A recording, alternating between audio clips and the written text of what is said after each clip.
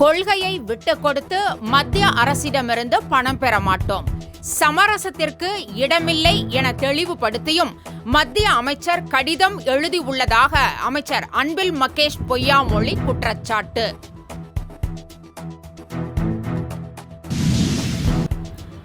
நீட்டும் வேண்டாம், நெக்ஸ்ட் தேர்வும் வேண்டாம் என்பதுதான் தமிழ்நாடு அரசின் நிலைப்பாடு.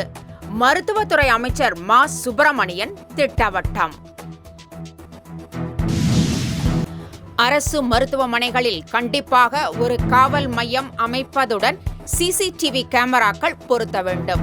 கொல்கத்தாவில் பெண் மருத்துவர் பாலியல் வன்கொடுமை செய்யப்பட்டு கொல்லப்பட்ட சம்பவத்தை அடுத்து தமிழ்நாடு சுகாதாரத்துறை அதிரடி.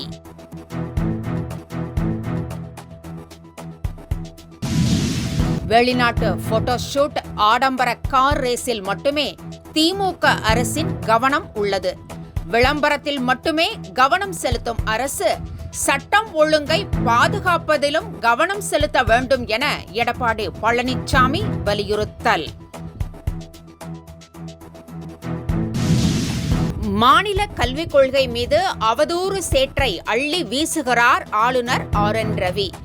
தேசிய கல்விக் கொள்கைக்கு PRO போல ஆளுநர் RN ரவி செயல்படுவதை நிறுத்த வேண்டும் எனவும் செல்வ பெருந்தகை காட்டம்.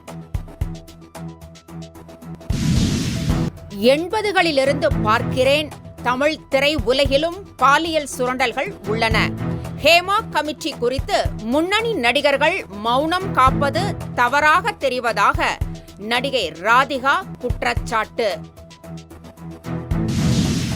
விநாயகர் சதுர்த்தியை முன்னிட்டு பிளாஸ்டர் ஆஃப் பாரிஸ் சிலைகளுக்கு அனுமதி வழங்கக்கூடாது. எளிதில் கரைந்து மக்கக்கூடிய சிலைகளுக்கு மட்டுமே அனுமதி வழங்க வேண்டும் என காவல்துறைக்கு சென்னை ஹைகோர்ட் உத்தரவு. திருச்செந்தூரில் 2வது நாளாக கடல் உள்வாங்கியதால் பக்தர்கள் அதிர்ச்சி. சுமார் 500 மீட்டருக்கு கடல் உள்வாங்கியதால் கல் திட்டுக்களாக காட்சியளிக்கும் கடற்பகுதி.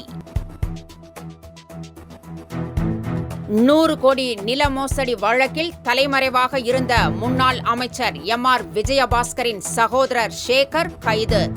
சேகரின் முன்ஜாமீன் மனுவை கரூர் நீதிமன்றம் தள்ளுபடி செய்த நிலையில் சேகரை கைது செய்தது CBCID.